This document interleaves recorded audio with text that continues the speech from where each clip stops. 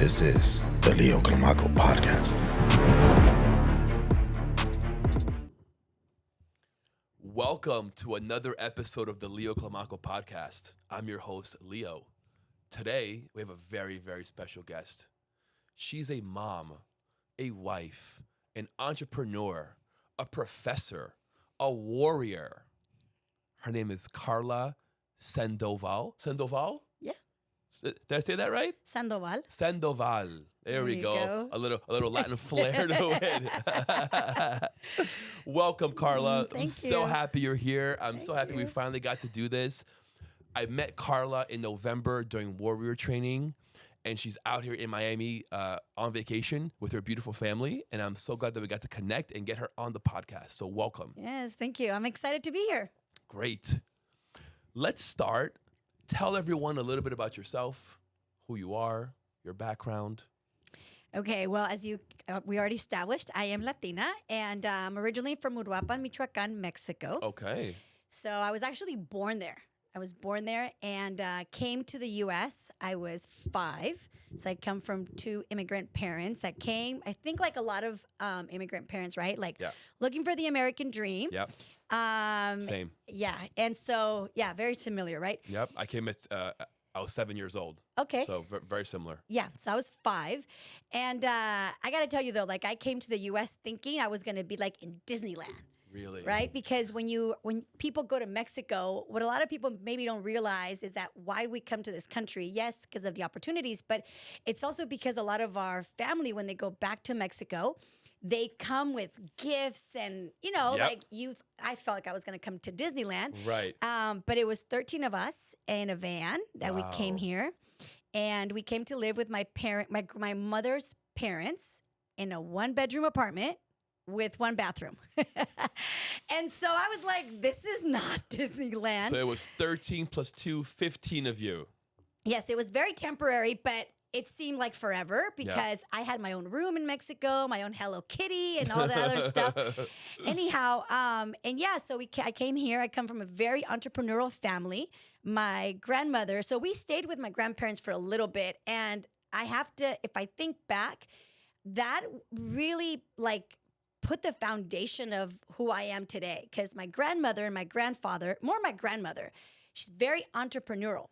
And so if I wanted, we would hear I don't know if you have this here in Florida, but in the U.S., in California, we have these ice cream trucks. Yep. Do you have that here? Of course. Yeah. So when we would hear the ice cream. Mr. Softy. Okay. Yeah. So we would hear the ice cream truck and I would tell my grandmother, I want some money. And she never gave it to me. What she would do is she would give us things to go sell. Okay. Yes. And so I've been an entrepreneur since I was a little girl. That's amazing. Yeah. And so my grandfather, he would make these hangers and he would decorate these hangers. And so my grandmother would give them to us and she would say, you want money? Go and sell them. And so there I was, 5, 6 years old, knocking on doors with my cousin. Wouldn't go by myself. Yeah, I'm thinking I should do this to my kid.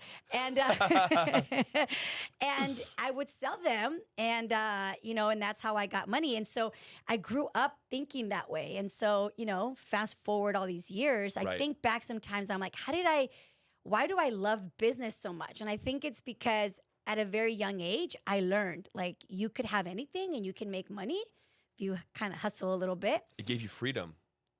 Yeah. I didn't think about it like that. Yeah. It opened a door for you. It gave you freedom. Yeah. Gave me freedom. Because fast forward, I was in high school and I've always been selling things. I was on the way here, I was thinking about it. I'm like, my gosh, I've sold things at gas stations. I've been selling things my whole life. So really? Yeah. So that's a little bit about how I got started with my entrepreneur journey. Now I'm a mother and I'm a wife and life is different now. Oh, yes. Nevertheless, the passion is still there for business. You mentioned high school. Who was Karla in high school? So I grew up, I'm very fortunate. My parents never, even though I grew up in I was probably one of the only Latinas in my high school. Okay. Where in California? So at the time it was Roseville, which is near Sacramento. Okay. And there was 2 high schools, and the high school that I went to, there weren't that many minorities. But, nevertheless, I think like, and this is so great if, for parents to think about, we really shape the way our kids identify with themselves. Yes. And so I never felt discriminated. I never felt like a minority. I'm sure I was because didn't fit in. Right. But even though I didn't fit in, I found a way to fit in my own way. So what I mean by that is I saw that the cool kids were in AP classes. Mm-hmm. So I wasn't an AP student in freshman year, and here's the lesson, right? When you want something, you can find a way. For sure. So I remember going to my counselor and telling her I want to be an AP. And she said, no, you can't because you had to come in already as an AP from junior high. And I don't know how I convinced her to give me a chance. And I do remember telling her, put me in the class. And if I fail, put me back. Okay. And so she was like, okay. And so I got into AP classes, and I think at that time I realized like I don't fit in, but I fit in. Like I don't look like them, but I'm right. just like I'm them. Here. Yeah. I'm here, and it was crazy because of that it opened a lot of doors. I was I don't know if you guys have this here, but in my high school there's like these 2 honors that were really awards that were really, really prestigious. One of them was a girls' state. You know what that is? No. So every president of the United States pretty much has been boys' state. Okay. And it's a national organization where every high school chooses one student. Very cool. In junior high. And the teachers nominate the students, and then you have to go through an interview process, and then they choose one person. Wow. They go down to one university there in the state, and we form a government within the student body that was chosen. Wow. And I remember I got chosen as the interviewee as I was getting interviewed, and one of the ladies was like asking me why. And I remember like, talk about everything I ever did since I was a little girl, just selling myself, telling her that I had a business because I did at the time. I started my business when I was 16. Doing what? So I had always done in network marketing. I've always sold, but I told her how I would sell door to door. Got it. I sold puff paint shirts. I just told her, I don't know, I just told myself, and she's like, okay. So when when they announced it that I was selected, a lot of the my peers who probably you would have thought that they would have been selected because of who they were and their family and everything within the school. So that was a really big deal. So that's who Karla was. I just found my way through. I got a lot of awards throughout high school that I think a lot of people were a little surprised. Like I said, I was like one of the few minorities that were in that school. But that, again, set a little bit of a foundation for like, wow, like I can really accomplish anything. Do anything, yeah. As long as I don't give up. And I've been pretty persistent my whole life. So that's an amazing story. Yeah. I know how you convinced your guidance counselor. How? You sold her. Yes, I did. You closed her. You totally closed her. Yes, I did. Because I remember her asking me, like, why me? And I remember telling her, like, I don't remember all of it, but I do remember just telling her how, I was, that I had a business and I was a cheerleader. And since my parents didn't have a lot of money, being a cheerleader is pretty expensive. You have to purchase the uniform and all that stuff. So I went knocking on doors and sold puff paint T-shirts, custom made, and sold custom made photo albums. And I just told her, like, I wanted to be a cheerleader, and my parents didn't have the money for camp. And so I started my own business. And I don't know what else I told her, but I do remember telling her that. And they're like, that is very impressive. Yes. And so, yeah. And then You're right, Karla. You deserve to be an AP. I agree with you. Well, that interview was for Girls State. Okay. Which was a huge, huge, huge deal. Like, it's amazing. Yeah, it was a really big accomplishment. We got down to Harvey. I went down to Harvey Mudd. It was my very first time ever stepping foot onto a university campus. Wow. And because my family, they didn't go to school. My dad went to school till he was 9th grade. My mom did finish high school, but because she was Latina and a woman, my grandfather was like, no, you're not going to school. And my father's father passed away when he was 16. Okay. So he had to stop going to school to work. So, I didn't have, and my cousins, I didn't have that. So when I went to Harvey Mudd, I remember thinking like I was on the campus, in the dorms. I was like, I want to one day like go to a school like this. Yeah. So, that's live out the American dream. Yeah, absolutely. Absolutely. So when did Herbalife come into your life?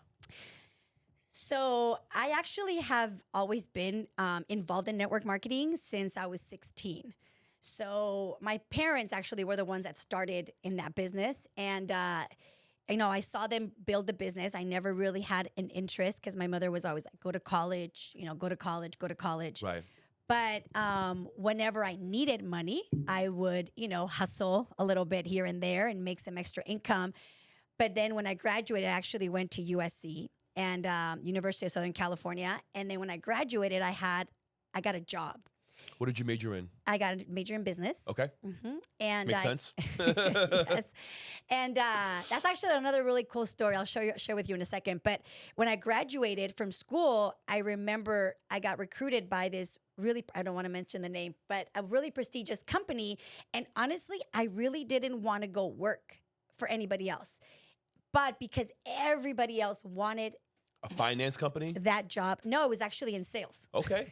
I got recruited in sales, and I got recruited by one of the top sales groups within that company. In that company, the reason why everybody wanted to work for that company was because they were known for their sales program. Like other companies would take their employees there. To go train. Yeah. So everyone was like, wanted that job. And so when I got it, I kind of felt like, well, I should really want it.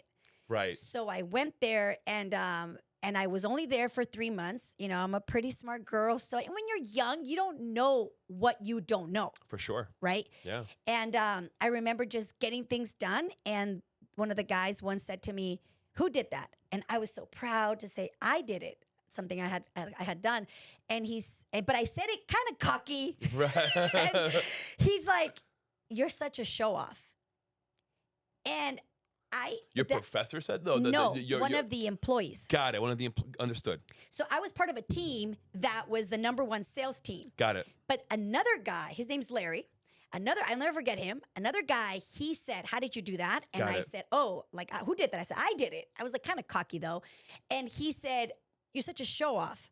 And I remember my boss, her name is Barbara. I remember to Barbara, and I remember like really being devastated. And she's like, "What's wrong?" And I didn't tell her, but I went in the car, and when I went home that day, I don't know why, it really affected me. Yeah. And I was just bawling, and I remember calling my dad. I'm not going to say what he said, but because he did not, like this is probably a PG-13 show. But no, you can. Okay, so he this said, is not I was PG. like, okay, so I said, "Dad," I said, "this is what happened." But he said in Spanish, he said, "I did not send you to school to make another son of a bitch rich." But he said it in Spanish. And he said, "You don't have to be there." Right. And I think like those moments really define somebody. That makes me emotional, but it really defines somebody because it gave me permission to. He had your back. Yeah. He had your back. He's always had my back. That's amazing. Yeah. So I quit the job, and with $6 to my name, I went back to Sacramento, and I started my business with $6. And I remember like my parents, they were doing really well, but I didn't want any help. I was like, I got this. And I took $5 and I printed flyers. Okay. Back then, I could get 100 of them for 100 sheets for $5. And I had $1. I went to the dollar store and I got a photo album.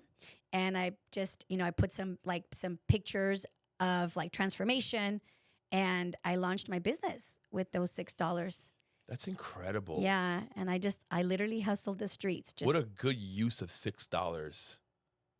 It turned into $1 million business in 13 months. Wow. Mm-hmm. That's incredible. Yeah. Yeah. Yeah. I was 23 years old. And I remember like, I wanted it so bad because everybody was like, Karla went to school and now she's like out in the streets. Right. Right. And that's the thing, as an entrepreneur, you got to do when you first start, like, you got to do what you got to do. Yeah. Right. And I think a lot of people think like, oh, I'm an entrepreneur. It's going to be all this luxurious stuff. It can be eventually. Right. But it's long hours. It's hard work. It's dedication. Right. It's you having sleepless nights, wondering where the next dollar's coming from, where the next sale's coming from, and it's all on you. All on you. No. Yeah. People don't get that. Nope. They want the end result.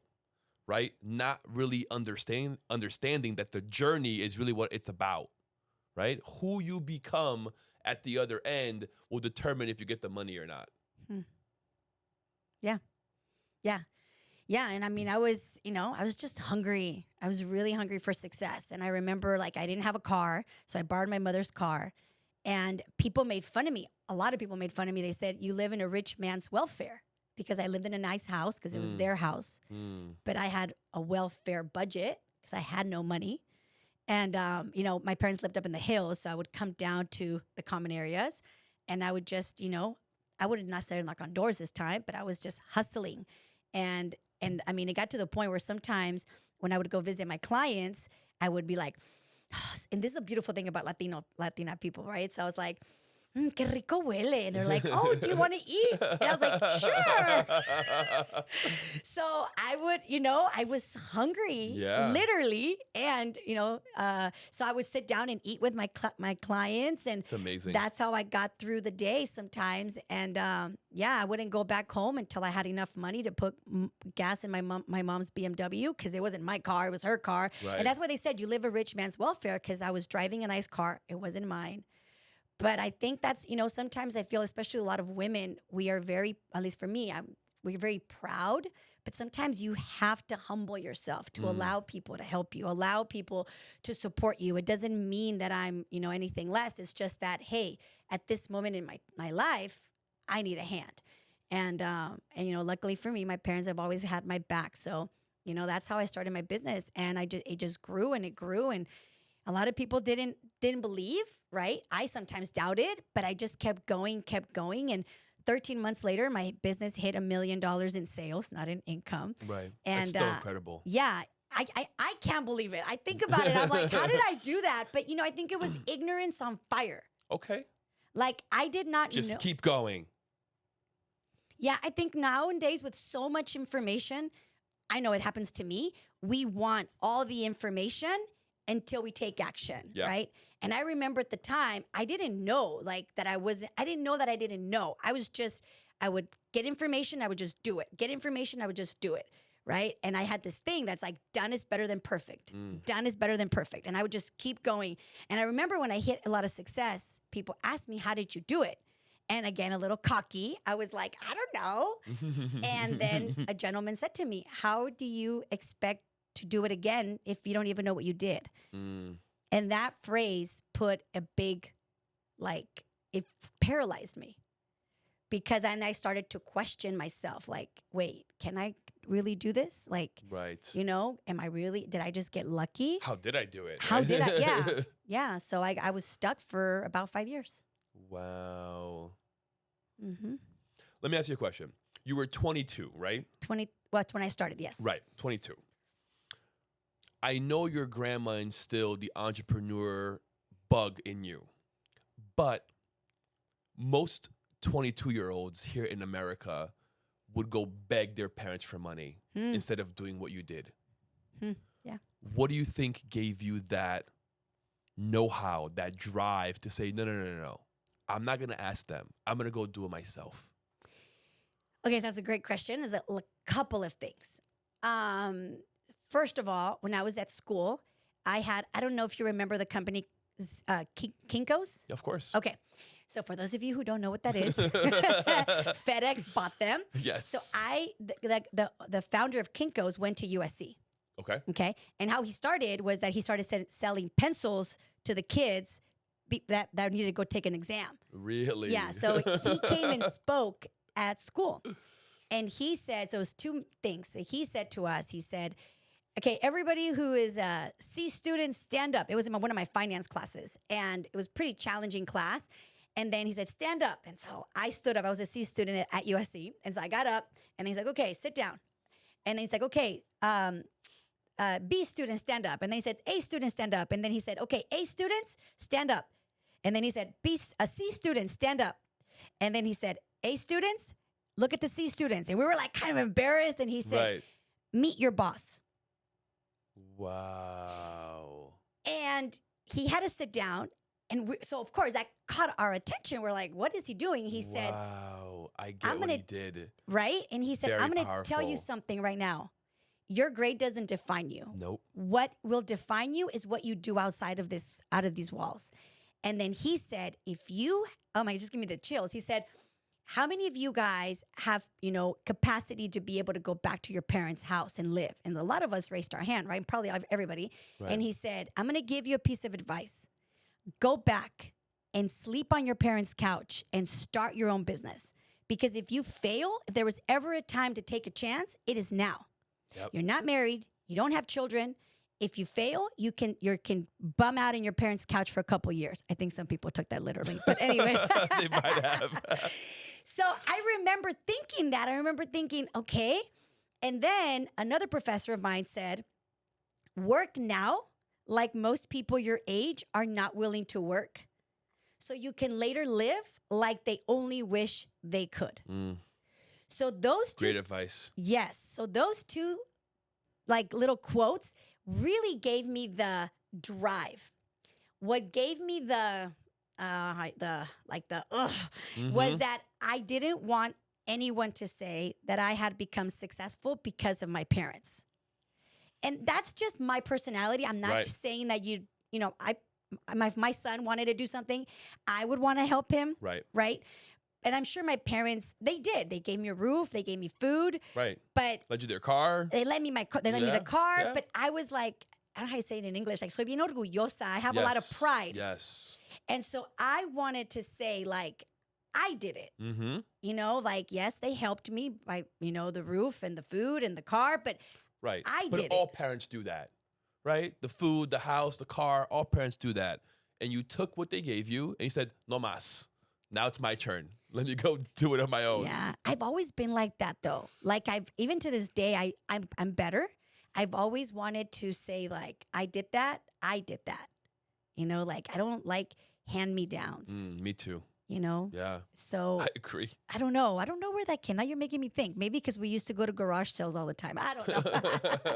I don't know. I've always wanted to be able to have like pride in what I've accomplished. And not to say that I've done things by myself because you can't. You need people. You need people's help for sure. Mm-hmm. Okay, so going back, you made $1 million in sales, and then you were stuck for 5 years. Did you not make any money those 5 years? No, I did. But not $1 million. No, my business was still stable. Got it. I just wasn't, I was maintaining, managing, but I wasn't building. I wasn't outselling. I wasn't, getting new clients. Is that what you were doing? Mm-hmm. Training I was staff? just maintaining. Got it. It was a very dark. Here, I'll tell you what happened. Tell me, please. I'm dying to know. So that water's for you, by the way. I just want to let you know. Oh, okay. Thank you.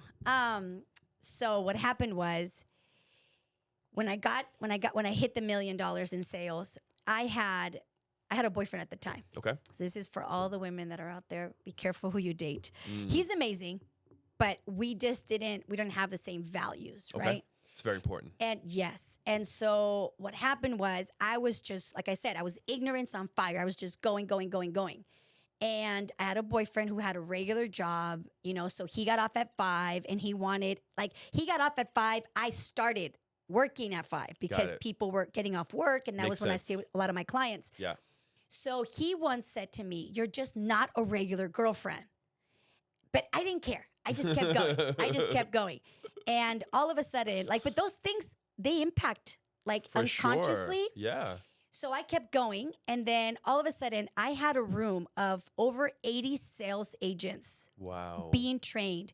And things started to happen where I felt so overwhelmed. Like I didn't know how to handle it. So I started to drink. And nobody really knew. And it wasn't like, I didn't think it was out of control. But every night I just didn't know how to turn it off. Right. So I would just have a glass of wine. Okay. Or 2. Or 3. or until I was like ready to go to sleep. And I remember just every day. I mean, you do this every night, you know, and I would wake up just sluggish, but here I go again. And I was faking that I had success, and that fake. And I've never liked to fake anything. So it really weighed heavy on me. And I didn't let anybody know. Nobody knew nobody knew what was going on. But every time I would go to my meetings, I remember just looking standing in the back and looking at the hotel at the DoubleTree on Arden Way Mall. And I remember just looking at them and saying, I wish they would all just go away. Wow. And that was in September. And the following month, only 5 people came back. So be careful with your words, They right? felt your energy. Yeah. I had a very bad attitude. I didn't want to be there. You could tell I didn't want to be there. I didn't want you to be there. I was just so heavy. I was working. Overwhelmed. Yeah. I felt like everybody was just like sucking the life out of me. Yes. And that nobody was appreciative, that nobody was, I didn't know how to handle all that pressure success. Kept mounting, right? Mm-hmm. Yeah. And then, so when they all left in September, October, only 5 people came back. Wow. And I remember looking around and just thinking, like, pretending like I didn't care. It was their loss. But of course, it affected me because I felt such a sense of responsibility that I had let all these people down. Now, they chose to leave, but it was because of my attitude, my energy. Right. And that was in October. And November and December was some of the lowest points in my life. I literally was only eating macaroni and cheese. Wow. Yeah. I didn't have money because everybody had left. So I was making enough to pay my rent, to pay my car, but I didn't have like extra income. And I remember one of my friends, I called him and I said, "Can you please let me borrow some money?" He's like, "What's going on?" I was like, No, it's fine. And so I moved out of that very luxurious apartment that I had and moved into an okay apartment. Mm-hmm.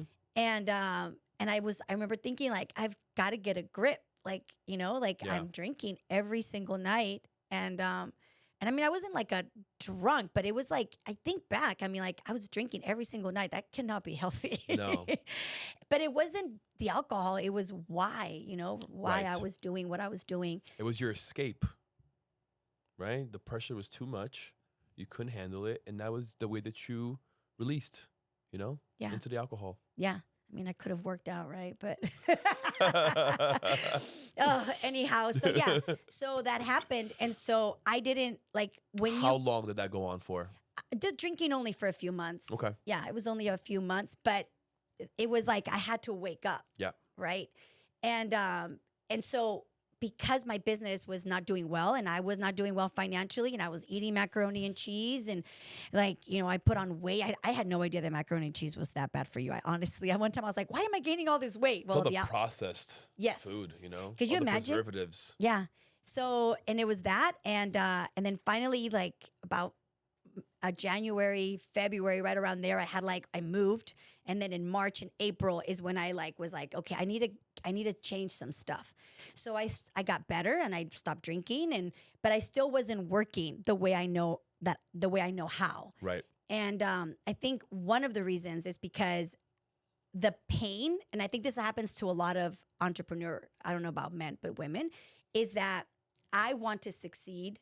I want to go to another level, but I have this association with pain with success, meaning like no pain, no gain.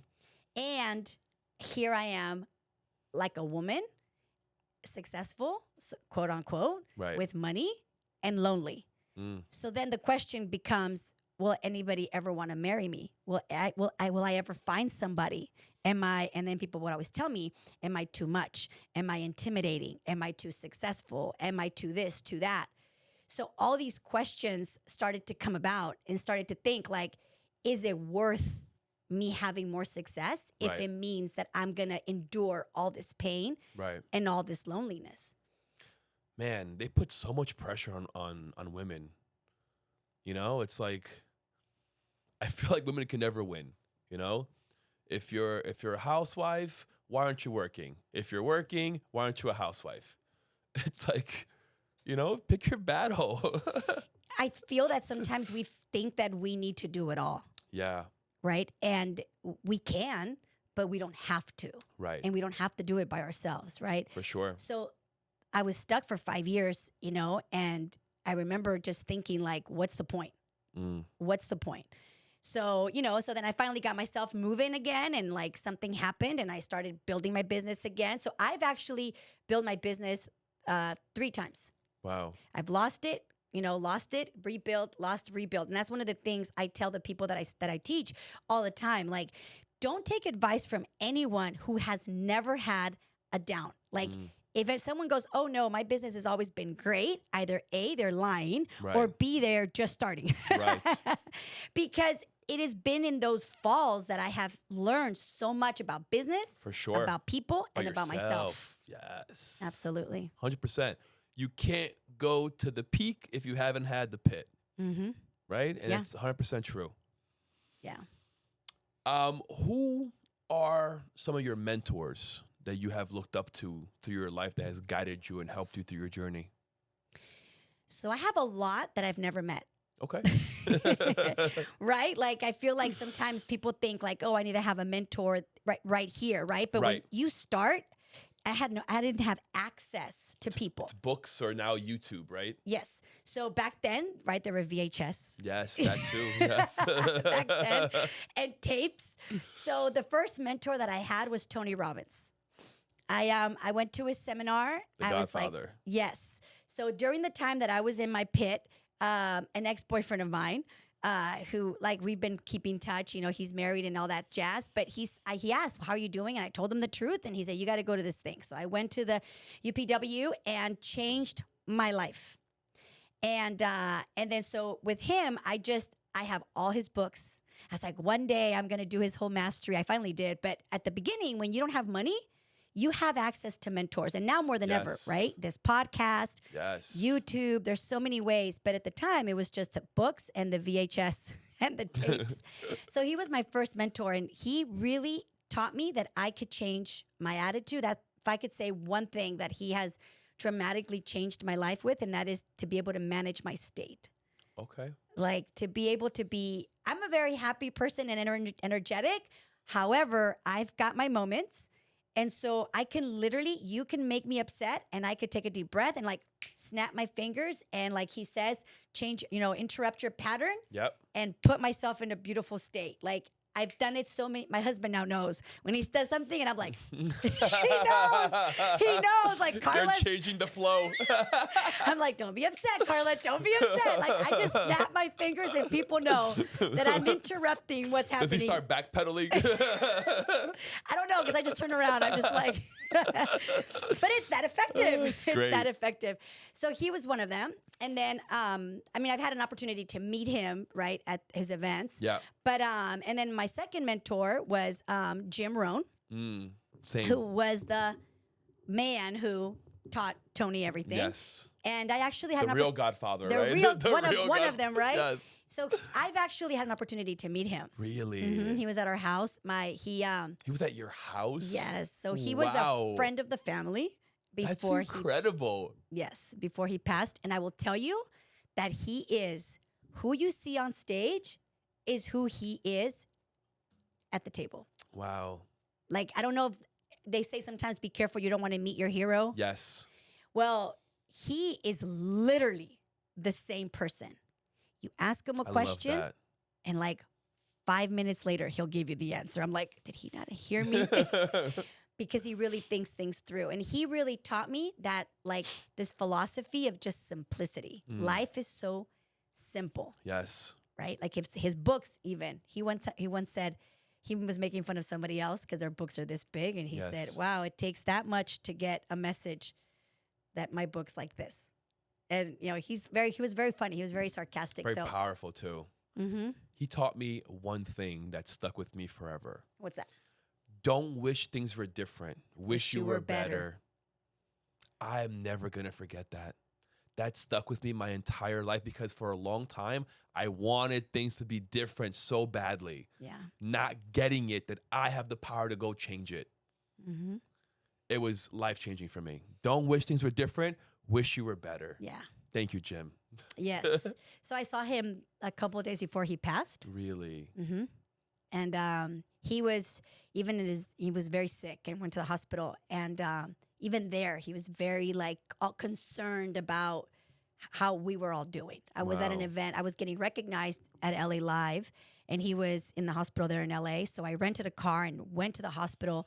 And he's like, how is your award going? I'm like, Jim, good. How are you doing? And he really, really, really enjoyed hearing people win.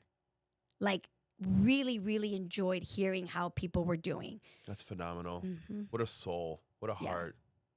And such a simple man. He had Very. this sweater. I probably don't know if I should say this, but this sweater had a hole in the back.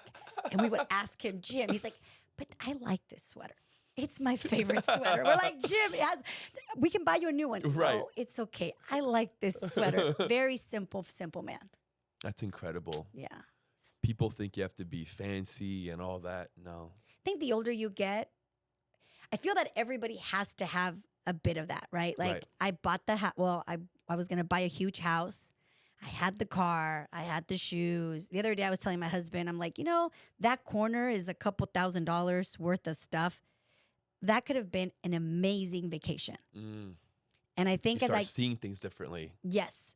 And I think it's important. You have to, don't get me wrong. Like I love the purse, I love the shoes, but it's no longer, once you have it, you realize it's nice when you get it, but it doesn't make you, right? So I feel like everybody needs to have a big house to realize that's a lot of floor to mop. Correct. Everybody needs to have the purse to freak out if you can't put it in somewhere it's going to get dirty. Like you got to go through that to realize that it's not all as you thought it would be. It's part of the stages. Absolutely. Right? You got to go get that out of your system. Go feel like, you're rich, right? Go have that feeling. Especially when you've never had anything. Exactly. I think so I did a study when I teach at USC, and I did a study with, not me, but Nelson, the company, did a study for Latinos with buying power. And one of the things that they found is that, now this I don't know about anybody else, but the Latinos, when they didn't have money growing up and they have success, their buying power is so, well, number one, it's big, but they spend a lot because they have to prove that they've made it. Yes. They have to prove with the colognes, with the watches, with the shoes, with the everything, they have to prove that they've made it.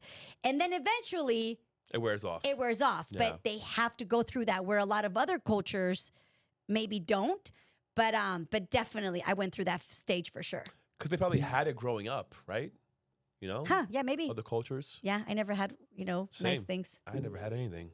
Everything I have, I have to go, claw myself to go grab it and get it. Mm-hmm. So it's actually pretty cool. Karla, what are some non-negotiables? What are things that you now in your life say, this is the standard and we don't go below this? What are your values? What are your morals? What are your non-negotiables? In life, in business, in what? Both. So you're catching me in a different stage in my life. So when I met you, I was in a very interesting place. And I think because you go through, at least for me, when I've gone through pain, is when you stop and you evaluate your life, right? I think when you're in the high, you don't think, you're just going. Right. And this is my personal belief that sometimes God, at least for me, he's like, okay, chaparrita, which means, okay, shorty, let me ground you a little bit, right? Because I have a good self-esteem, and sometimes it can get out of control, okay? So when it does, God's like, okay, let me humble you for a second. So I feel like because of what I've been through and things that have happened in my personal life and everything, is that one of the things I don't tolerate anymore is I don't let people disrespect me. And that can look, and this is something that I think a lot, I can only speak for being Latina, that a lot of times we don't know how to put, and I don't mean boundaries like, oh, don't come here.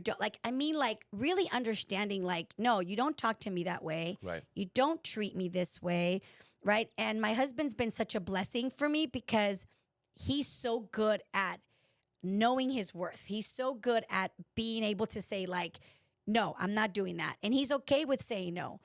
And I think for me, for so long, like thought that was rude. Like, you don't do that, Sergio. Right. And he doesn't say anything. But with time, I've realized, like, I was getting taken advantage of. Mm-hmm. Right? Wasting your energy. Yes. And this is something that I just discovered about myself. It's like, I wanted to save everyone. And I have a coach, and he said something to me. He said, Karla, do you feel that you are a strong woman? And I said, yes, absolutely. And he said, do you feel that you can like help people like solve their problems? I said, absolutely. And he said, that's a big problem. And, and he said it like, what Spanish is so different, right? But he said it like, he's like, look, Karla, you are literally taking everyone's problems and saying, okay, Leo, you can't deal with that. So let me do it for you. He said, and you're taking all this energy. He's like, I'm so surprised you're not sick. And that really woke me up because he mentioned certain people that I guess he's a little psychic. And he's like, this person is draining your energy. And I was like, oh my gosh, this is what my husband has been telling me all these years. Like, wow, Karla, you're not here to solve everyone's problems. No. But I'll tell you, and I don't know if this is a girl thing, a woman thing, but I know for me, I felt, this is sick, but I'm going to say it. I felt a lot of self-worth fixing people's problems. 100%, because you're the hero. Yes. Right? It makes you the savior. That gave me a headache. Mm-hmm. Oh, yes. Yeah. Yeah. And that makes you feel great. Mm-hmm. So I had a very, very similar issue of wanting to be the savior, of wanting to feel like Superman. And that led me to drugs that make you feel like Superman. Oh, wow. Yes. I was heavy on cocaine for a long time. And that was something that was really, really, I think it was required at the time because I felt so weak. I felt so inferior. So that drug made me feel alive. It made me feel like someone. But it got to a point where it was too much and I couldn't control it. And I had to learn that this godlike complex that I kept feeling wasn't normal, wasn't real, and I couldn't go on through life that way, And that pattern continued throughout my life, I, in a way, I was my wife's savior. She had a very, very troubling past, and I pulled her out of that environment and gave her a space so she can be, so she can flourish into who she is today. And so I get that 100%, how that savior complex makes us feel special, right? It makes us feel. Do you think it's because, now that you're saying that, do you think it's because it puts the attention on them versus ourselves? What do you mean? Because as you're saying this, I'm thinking, well, I wonder if I'm, for example, let's just say, I don't know, a friend, right, Maria. If I go and save her, then I'm putting all my energy and all my attention on her, right? Rather, and trying to fix the situation, yes, rather than, it's easier to do that, correct, than to look in the mirror and 100%. Say, okay, Karla, what do you need to fix? What do you need to change? What do you need to pivot? It's like, nah, I'm good. I'm gonna put my energy on that. I agree 100%. I never thought about that. Yes. So I was looking for external validation, external pleasure, not understanding that it really comes from here, from me, from within, right? If I don't love myself, if I don't value myself, they're not gonna. And all that's gonna happen is they're gonna suck my energy. They're gonna give me some of their energy too, but it's not gonna last. I'm gonna consistently need more and want more of that energy to make myself feel superior and better about myself. So you're 100% correct. That's addicting, huh? Yeah, extremely. Yeah. That's probably why I was drinking, now that I come to think of it. Yeah. Because it was a lot. Yeah. It was a lot of... It's a lot. It's taxing on you. Having to, resolve all these problems in business. Yeah. And it was like, oh my gosh, it was too much energy going that way. Exactly. Right? Yeah. Huh, I never thought about that. So now it's like, and some of my family, they think that it's funny because some people think that my husband has changed me, but it has nothing to do with him. Because they say, because I've changed, I'm not saving anybody anymore. And trust me, I tried. The other day I told my mom, I said, Mom, I shouldn't tell you this, but I'm going to tell you. And I still put my toe in there, but I don't. And I think like a lot of my family now, I'm sure I've heard that they think that my husband has changed me, but it's not that. It's just that one day I realized I can't be doing this. I can't be putting all my energy on everybody else and then depleting myself. And who really needs it is not only myself, but my husband and my son. Yeah. Like they are the ones that deserve, and I love my family, but I have a really big family and there's always something going on, right? For sure. And so, so that's one of the things that are not negotiable anymore. I don't let anybody, and I don't even think that they were doing it. I think that they were not doing it on purpose. Right. I just gave them access. For sure. To be able to say, she'll take care. You open the door.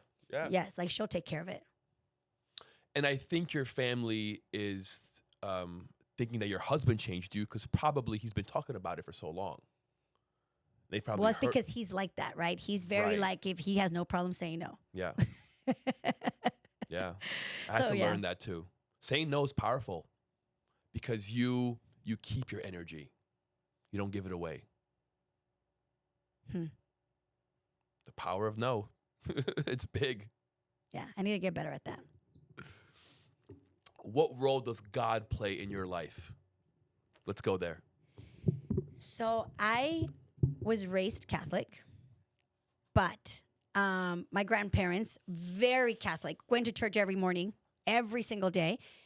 But growing up, I didn't really go to church. Okay. I wasn't that, my parents, they would always say things like, God is with you everywhere you are.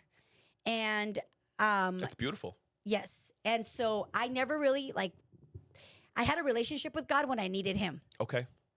If I needed something, I'm like, ay, Diosito, por favor, right? Ayúdame, por favor, right? I'm starting a new business. I'm like, oh, Diosito, please bless this business, right? But then I would forget about him once things were good. When things were bad, I would remember that somebody could be there for me. But when things got good, I had out of mind, out of sight. You weren't grateful. Not at all. Maybe I was grateful, just not grateful with him. Got it. Right? Like I was grateful for what I had. You weren't expressing that gratitude. But I thought that I did it. Okay. You get me? Like, yes. I'm grateful because I did this. Yes. I mean, you heard me tell you, like, hey, like, I want to be the one saying, like, I did this. Nobody else did it. It's that ego trip. Absolutely. Absolutely. And now that I'm older and I've, because of the programs that we've been involved in, doing the warrior stack every morning, especially the prayer stack, so powerful. So powerful. Yeah. And here's the thing. I always knew God was with me. And I've heard, I used to say this. I used to say, I got to download. Like I would be a little psychic. I would say something and I'm like, oh, Leo, I got to download. Something told me to say this to you. But I never thought that was God. I just felt like I had superpowers. Okay. And now that I'm doing this stack. Well, both are true. Yes. Yes. So he gave me those superpowers, right? But again, it wasn't him, it was me. Right. Right. And I'm not like that anymore. Okay. It's like I'm sounding real egotistical like this girl. But now that was your truth. It's okay. Yes, it is. But I think it's important to know that you got to have a good, healthy ego. For sure. Like I see people that are very successful, and I hear people insult them. Like he has such a big ego. I'm like, yes, that's why he has what he has. Yes. Now, could it be out of control? Yes. I was never totally out of control. I was in my 20s, but nevertheless, now I'm like stacking, and in the prayer stack where it says, "Dear God." I close my eyes. Well, I start typing and I close my eyes and I say, God, talk to me. And it's crazy because he doesn't always say what I want him to say, but he says what I need to hear, right? So, like a good parent. Yes. So as you know, I've had a very tough, my marriage last year was on the rocks. And if it hadn't been for my conversation with him, I don't know if I would still be married, Wow. And because whenever I would message, I would say, God, because of course, like I'm perfect, right? My husband's the one that needs to change. It's never me. It's never me. It's always him. And as I'm stacking, I'm just like, God, give me the answers. Like, do I stay with this guy or do I, figure a way out? And he every time, like, I want him to say yes, stay, no, go. Right. And all I hear him say is, don't worry about him. Worry about you. I could hear him say that as I would close my eyes and I would type, and I would hear him say, "Don't worry about him. Worry about you. Give him to me. You do you." That's so beautiful. And yeah, and I was like, that's not really what I want to hear, but okay. And that's what I did. So so now God is somebody that I'm not completely always obedient as I know I should be, could be, right, would want to be, but I'm getting there, I'm getting there. I think it's something that it's always been part of me, but I have to admit, I like to control things. And so sometimes I'll tell him, here, take the wheel. And I'm like, oh, but can I have my fingers on it? Like, and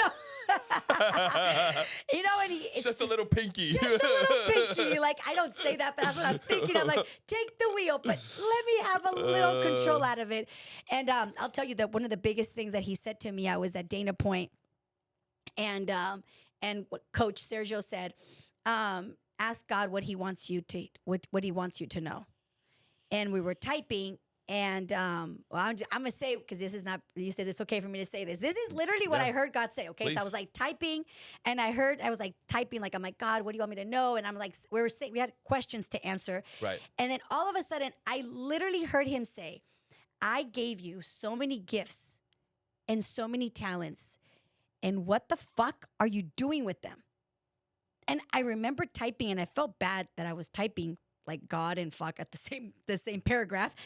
And he's like, what the fuck are you doing with them? Don't make me take them away from you. Wow. And I stopped typing. Like, I froze because it was such a powerful, like, I could hear it. And he wasn't talking. He was like yelling like a father would be yelling. Wow. And I remember I stopped. And I just saw the little cursor like this, and I was like, I didn't want to. I didn't want to type anymore. I'm like, okay, this is enough for me for the day.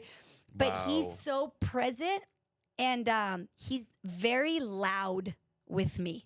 I think that's the only way he can catch my attention. Yes, he's very loud and very raw and very honest.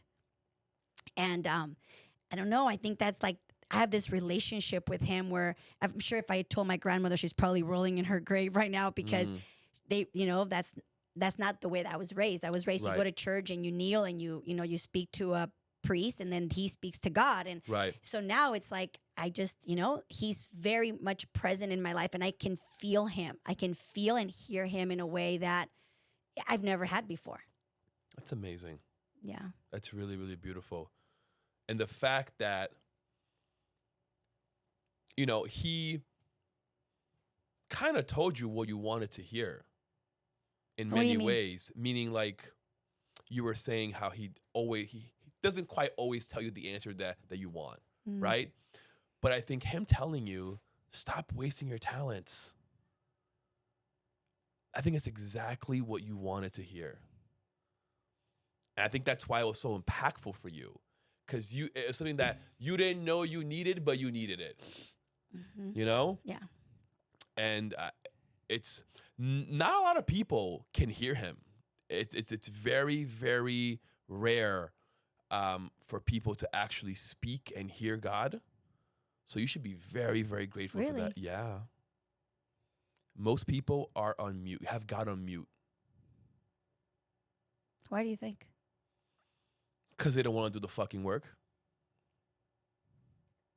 So they don't listen. What's the point in listening if you're not going to do the work? If you're not going to do what he's telling you to do, why bother listening? Do you think that's their choice?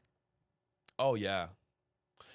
A combination of their choice or their life that hasn't really quite allowed them to connect with source. But yeah, it's mainly their fault. I think once you're a certain age, you gotta take responsibilities for your own actions, right? Your past and your trauma, yes, it's a part of you, but at a certain age, you gotta raise your hand and say, all right, this is on me. And I gotta take responsibility and actually go do the work and actually listen to what he's telling me to do and do it.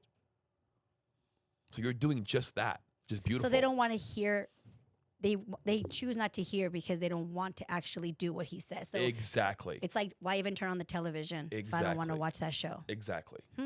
Okay. Yeah. So they have him on mute. It's convenient. Exactly. Autopilot through life. I never thought about that. No. Yeah. Well. What does your family mean to you? I know what they mean to you, but I want you to go deeper. And I want you to really break down how your relationship is now with your husband. And what does that really mean to you? Because I know family is so important to you. I'm going to get you to cry. Well, that's because you know, right? You know. But, so, prior to this year, I would say if you asked me what my family, I would, and I'm not saying that they're not my family anymore at all, but if you said family, I would think my mom, my dad, my brothers, I would think about them. Got it.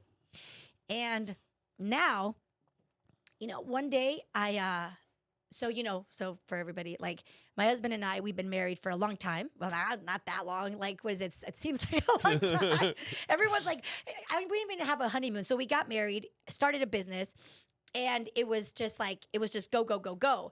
And I don't, and this is something for a lot of women who have, so I don't know if you know this, but a lot of entrepreneur women, I'm sure maybe you've seen it, have a lot of masculine energy. For sure. Right? And so my husband met me in my very feminine energy. I wasn't working. That was my second time not doing anything. I was at my second plateau.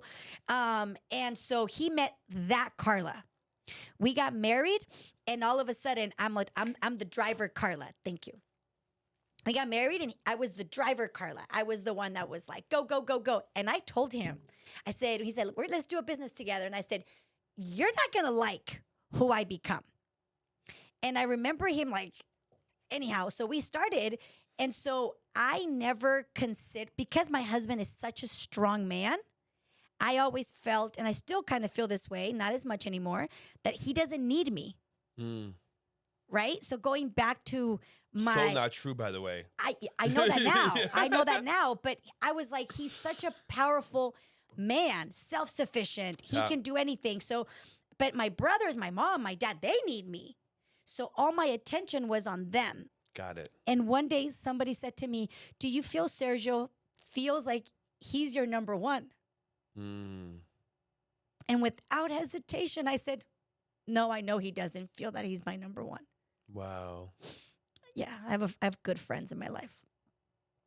That still didn't wake me up though. Like, I didn't know how to change. Right. So when we were last year, 2023, we moved and all this stuff happened, and he would always say like, this is your family. And I didn't hear him. He was on mute. Got it. I muted him. And so one day I finally said, like, I don't know if I can do this anymore. Like, I don't know. And he said to me, why don't you work on you? I work on me, and we see where this goes. And I was like, good. Okay, sounds good.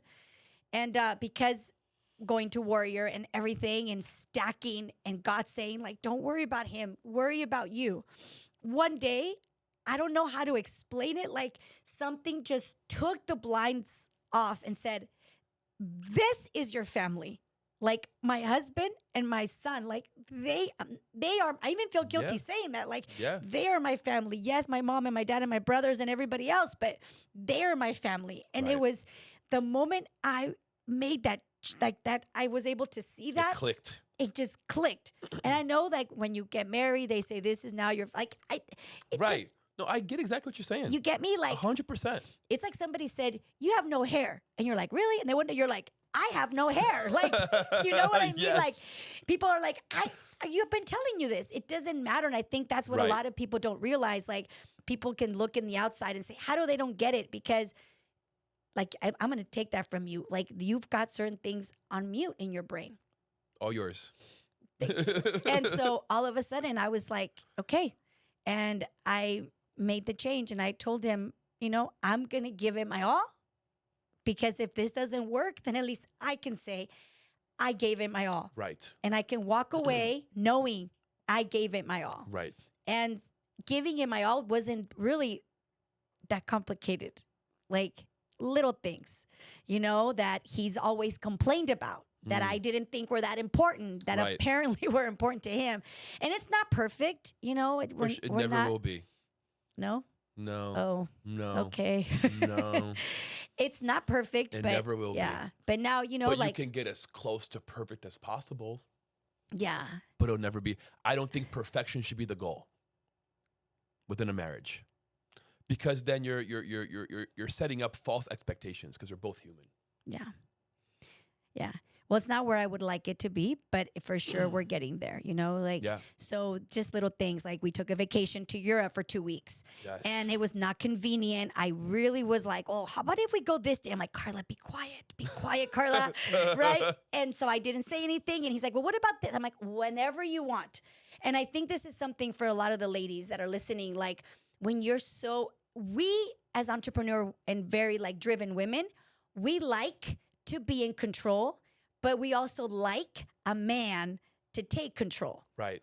Like, even though it's like, I remember one time my husband, this really like, I was like, oh, he said, I'm like, where are we going? And he put me in, he opened the door and I got in the car and I'm like, where are we going? He's like, don't worry about it. And he closed the door. I was so turned on. I was like, oh my God, this guy. Let's go wherever. Let's go wherever you want to go.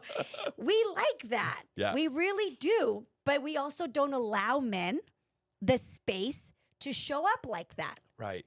And so it's like a catch-22, right? But mixed signals. It is, because, you know, we look like we got it. I'll tell you a really quick story. And this is going to go for a lot of women, can probably relate to this. We wear T-shirts that we don't realize we put on.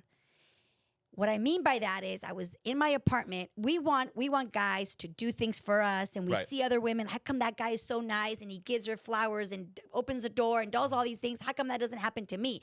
What we don't realize, Leo, is that we're wearing a shirt that says, I got it, that we don't even know we put on. And I never realized that until one day I was in my apartment. I was carrying a box. I'm a recycling freak. And it was like very light. The elevators opened in my apartment because the thing was, I was in downtown LA, so the things are downstairs.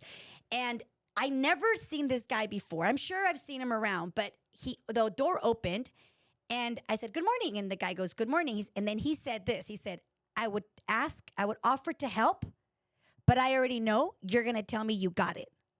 Wow. And he said this as I was walking in and he was walking out. And the doors closed, and I remember thinking like, wow, like again, these messages. Yes. Right? And that happened a lot. Like, so I literally had to retrain my brain. So if I saw you walking behind me and there was a door, I would slow down to allow you to catch up. Yes. To open the door. And I would giggle inside at the beginning because it's uncomfortable. Yeah. But we, as these very entrepreneurial, self-sufficient women, we've got to train ourselves to allow for the man to step up. Yes. That doesn't mean I'm not vicious in the business, but to step up and allow him to do the thing. So I do that for my husband now. Like, I don't, he's very, very capable, and I make sure that I thank him for, he carries the passports, he does everything, and like, I love it because I feel so taken care of. But I needed to allow him to do that by literally switching it. And so now it's like they're my world. I mean, I take a lot of time off work now to, we're here and, we've been gone for almost 10 days now. And, it's not convenient, but it's necessary. Yeah. How does he feel about Warrior, your husband? Now? Yeah, now. Versus the beginning. I don't know. I'm afraid to ask. Are you? I'm afraid to ask. I think he loves that I love it. Okay. So when we first met, ladies, pay attention. He said this to me. I asked him, I said, what are your goals? Because I didn't think he's all tatted up. I never dated a guy with tattoos. He was not the pretty boy. He wore Levi's. He's an electrician. He's not the pretty boy that I used to date, right? But like God, he's not what I thought I wanted, but he's everything I knew I needed. I didn't know I needed. That's beautiful. Those were my vows. I said, you're everything I never knew that I wanted and needed in my life. Wow. Because the package doesn't always come the way you think. Correct. It's going to come. And so I asked him, I said, do you have goals? And he said what he said. But then he said this. He said, I will never, because he asked me the same thing. And then he said, and I asked him, how do you feel about me wanting to do this and that? And I thought he was going to say what every other guy said, like it was too much and that I was this and that was that. And then he said to me, he said, I will never stand in the way of you going after what you want, because I never want you to stand in the way of me going after what I want. And once again, I was like, I am so turned on. Like, I love you. I love you. And so he doesn't, I'm sure, doesn't love that I'm gone once in a while. Right. But he loves what I'm doing. He's been the one that's always told me, you need to be coaching. You need to be teaching. You're so good at it. It's so natural. And he's been my biggest cheerleader.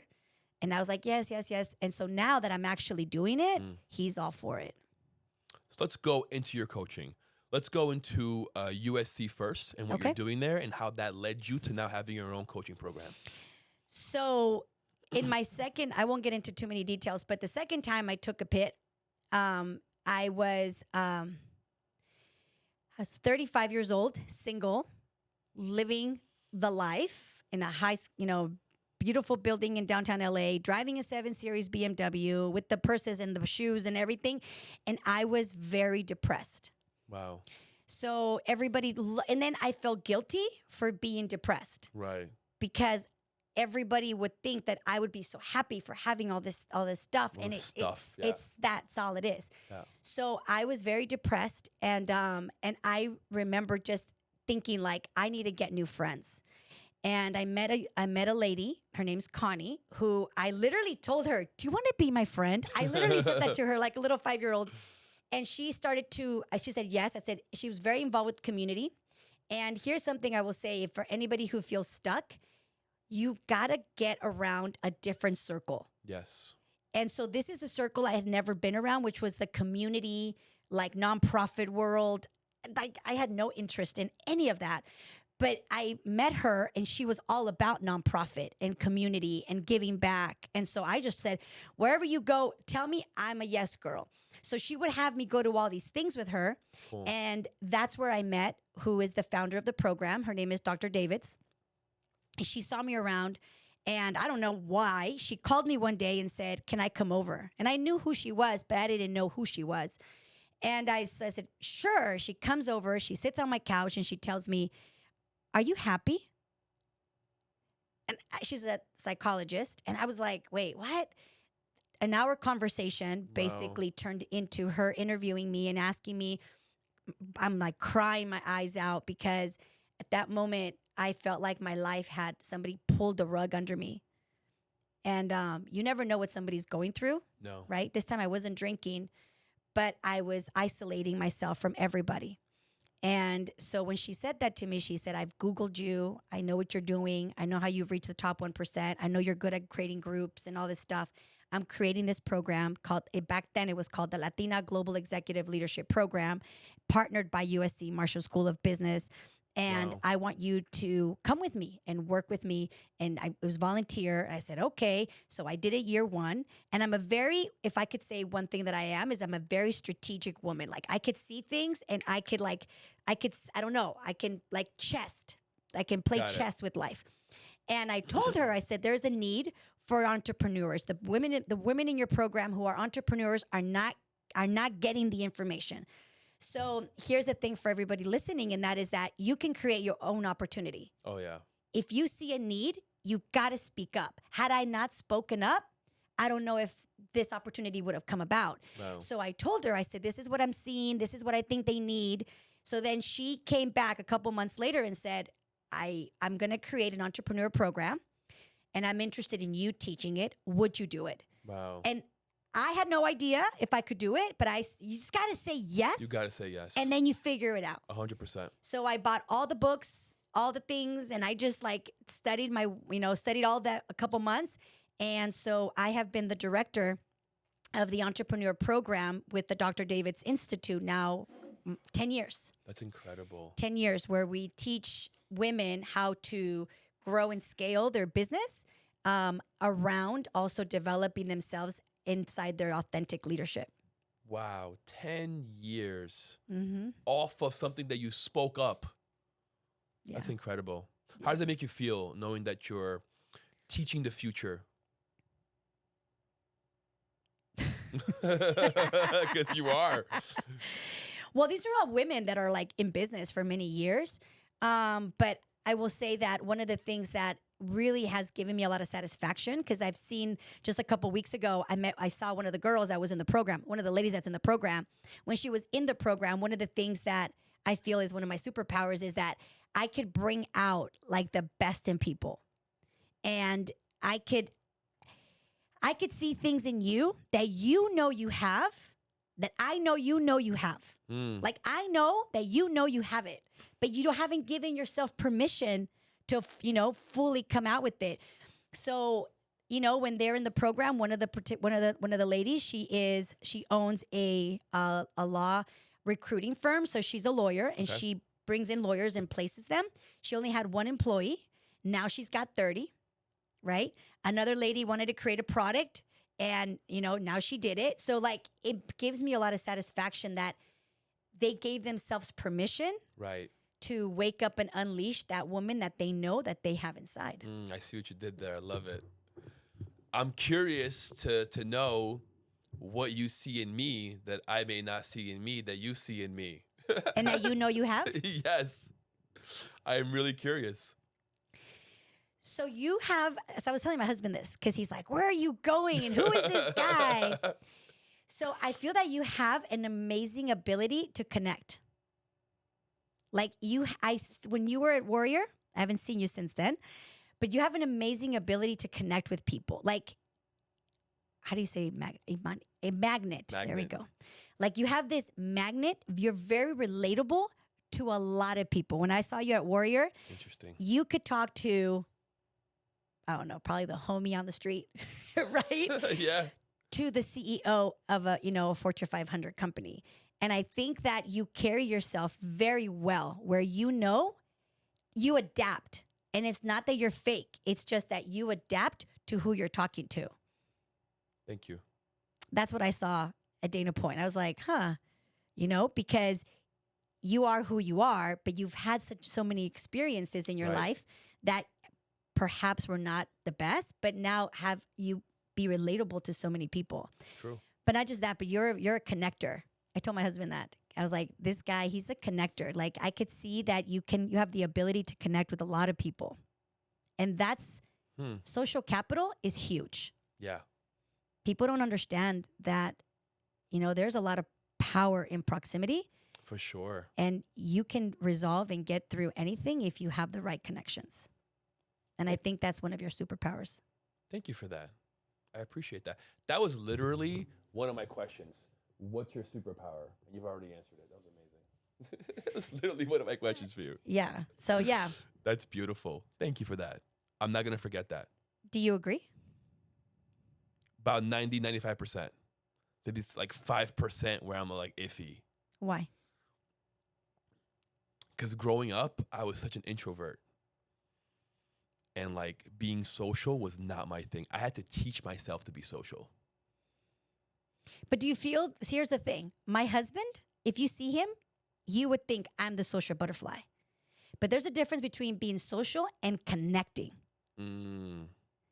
So I'm not, I don't, Got it. you're maybe not a social butterfly like I am, Right. but you connect with people I do. in a way that I don't know how. Interesting. My husband, he's a connector. I see him talking to people and this is terrible, but I have no interest. I want to go. We got to go to the terminal. And he's there connecting with the Uber driver. And I'm like, can we go? Got it.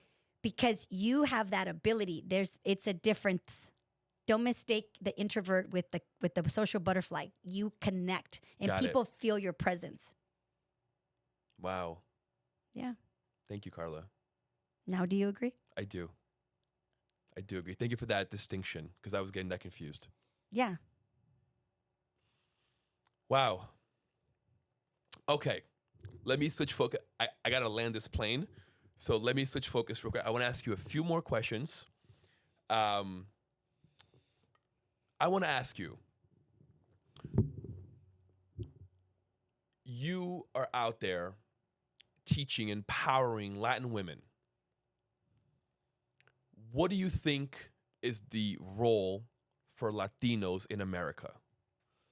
Where do you think our place here is? And what do you think our capability here is? So now our program is multicultural. It started just Latinas, but now it's multicultural. Nevertheless, I can speak from that because I feel that I'm Latina. Yeah, 100%. So I feel that we're in a cross, things are switching, right? Like I feel that there's still the first generation that's Right. coming here, but I do feel that second generation, like us, or even third generation, Yeah. they have, I feel, a great responsibility in this country So do I. because they have something that a lot of people don't have. And what I mean by that is, at least I'll speak for myself. I was raised by very hardworking parents. So I have that.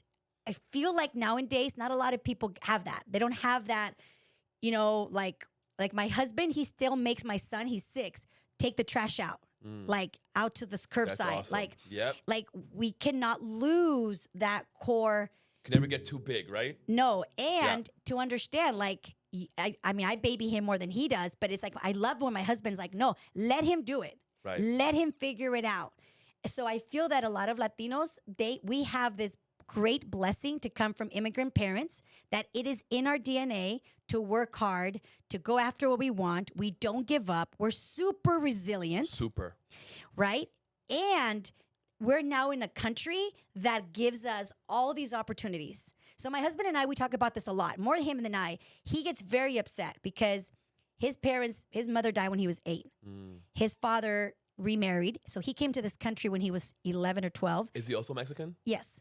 And he was homeless a couple of times, Wow. $20 to his name, and wasn't a citizen, wasn't even a resident here. Now he is, but all these things. And so he's like, how is it that this person is born in this country, right? And has all these opportunities, Yes. no judgment, but is not living their full potential. Right. And so him and I talk about this a lot because I do feel that the Latinos in this country, we have a great responsibility to be a voice for a lot of people that cannot speak up for themselves, from voting, not to get political or anything, but it's from voting, from being maybe not, being totally political or anything, but making a difference, to going and, I always tell somebody, I'm like, they start complaining. I'm like, did you vote? No, Right. then don't even talk about it. Right.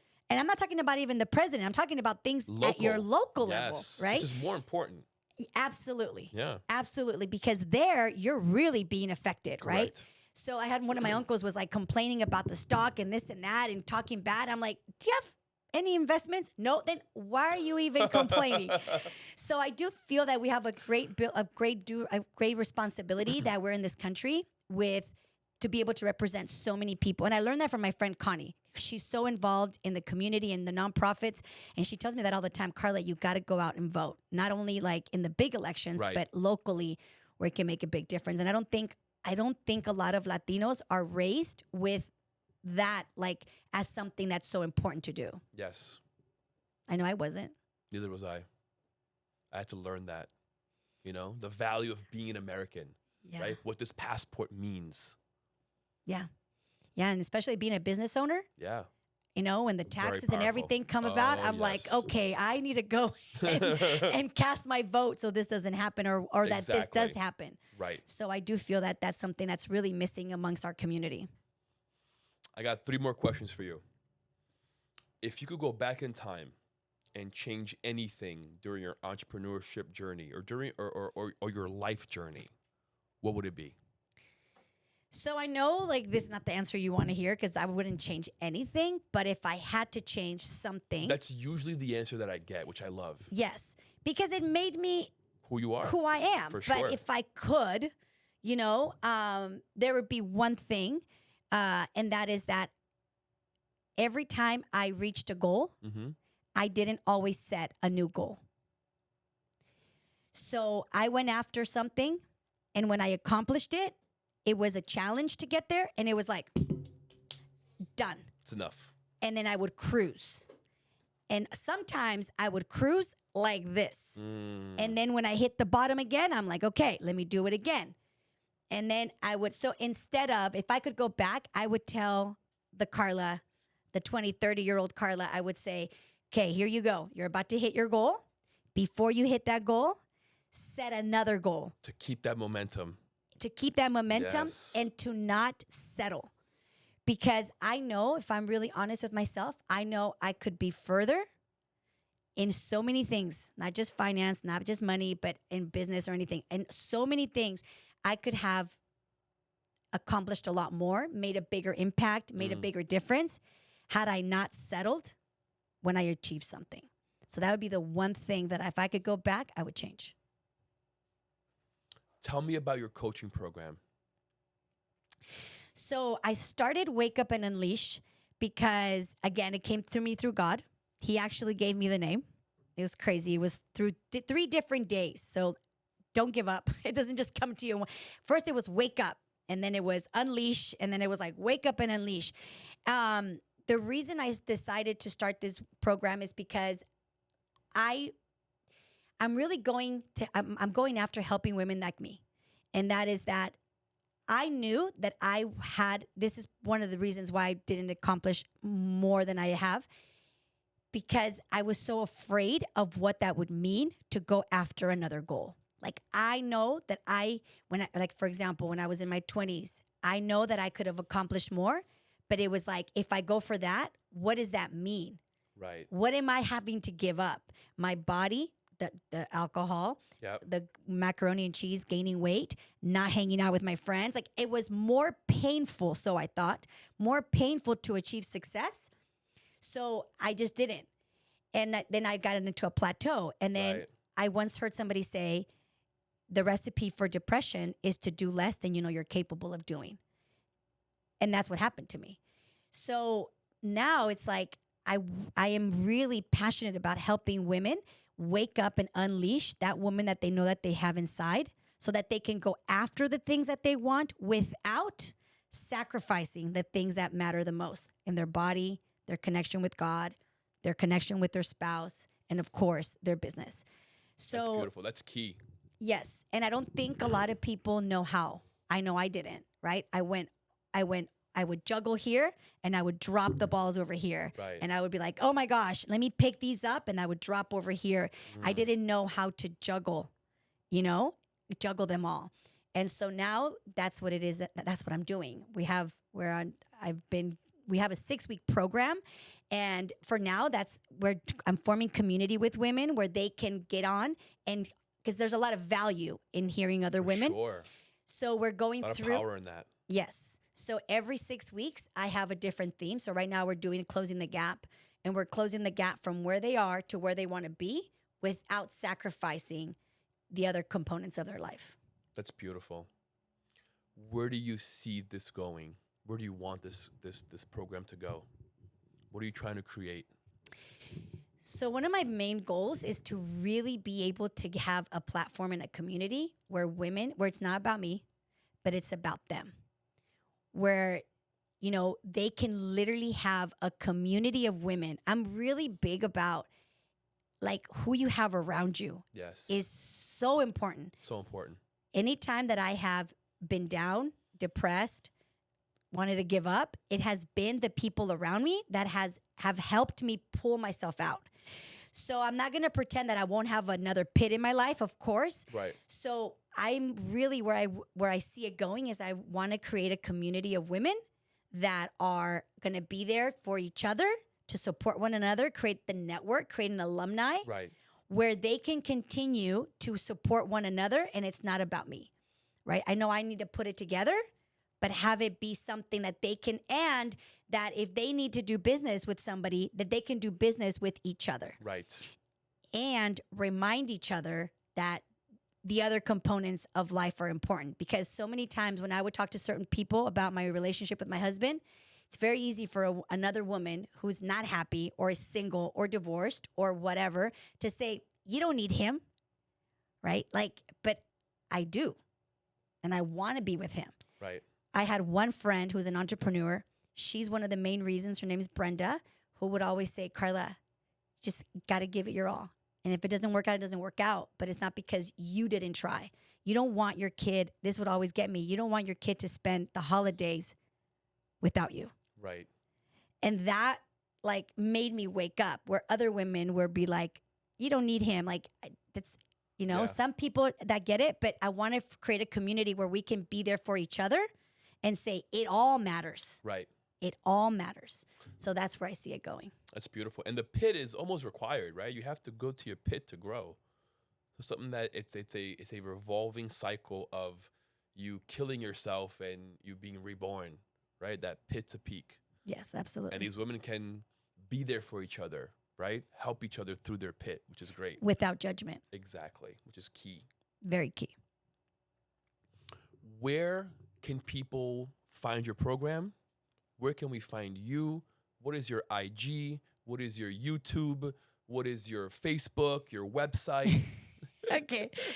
So it's all in the Wake Up and Unleash. So you can go to wakeupandunleash.com, and from there you'll have access to absolutely everything. But also my personal Instagram is Karla Boss Lady, because I do feel that you can be a boss and a lady. And so yeah, Karla Boss Lady or wakeupandunleash.com, and that will give you access to absolutely everything, YouTube, everything. Great. I got two more things for you.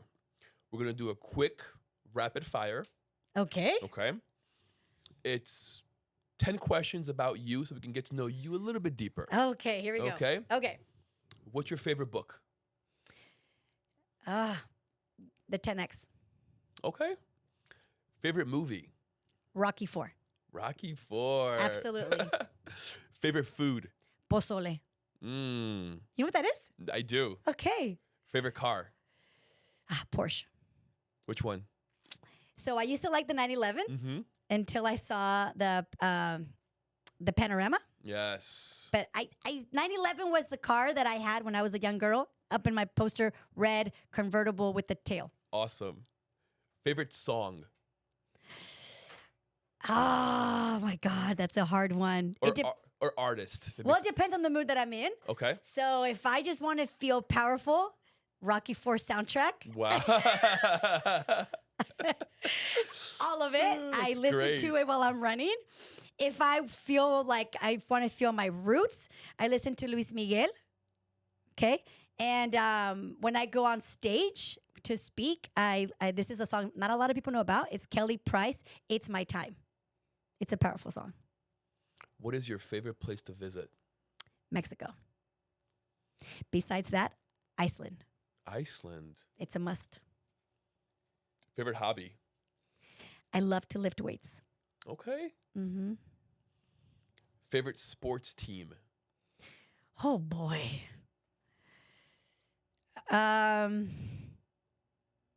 It's because I'm thinking about. In football, I love the Rams. Okay. LA Rams? Mm-hmm. Really, because of my husband. Yeah, makes sense. Favorite drink? Could be alcoholic, non-alcoholic, whatever you want it to be. Okay, I'll give you both. So my favorite go-to drink is a combination that I have. It's a Lift Off, which is an energy drink, and this thing called CR7. They made it with after Cristiano Ronaldo. Yes. So that combination to work out puts me in my I can't even tell you mood. But I love Actually, I love all alcoholic drinks, but if I have to choose, just depends on the mood that I'm in. But I'm with my girlfriends, probably a good martini. Phenomenal. Now, my last question for you. Well, it's not really a question. It's more of a request. Give us a tip or a nugget for a struggling entrepreneur or a struggling mother that has lost their way and they're trying to realign. What would you say to them? Okay, that's super easy. What I would say to them is that you are not alone. You don't have to do this by yourself. I can't even tell you like how much every week on my podcast, every week I tell them like it is who you have around. Like I am such a believer that your community, the people that are around you, make the biggest difference in your life. Who is in your ear? Who is in your mind? Who is around you? The advice that they're giving you. So I feel that many times as women, we lose our way because we are alone. We choose to isolate ourselves, especially when we don't know what we're doing, especially when we don't feel good about ourselves. I know I've done it. We isolate. And I always tell the ladies, I'm like, I have to think in English. When you don't feel like going, it's when you have to go. When you don't feel like getting on that Zoom call, when you don't feel like talking to your coach. I would tell my coach, I don't want to talk to you right now, but I am here because I understand that when you resist, it's because there's something there for you. So I always tell the ladies, especially if you're a mom, you don't have to do it alone. You don't. I'd rather not get my nails done and hire somebody to come and clean my house. I'd rather not buy the shoes and have somebody come and help me. I just feel that so many times we think that we have to do everything. Right. And we don't. You need help and you need a community of people around you to lift you up when you feel like you're at the lowest point in your life. Amen. That was beautiful. Thank you, Karla. Thank you so much for making your way up here from Miami. Thank you so much for being a guest on the show. This was amazing. I'm so happy that that people got to know a little bit more about you and that you're able to share your wonderful journey and your beautiful heart out into the world. So thank you. Thank you. You're very welcome. Guys, that was another amazing episode. Make sure you like, subscribe, hit that bell notification, and we'll see you guys next time. This is the Leo Climaco Podcast.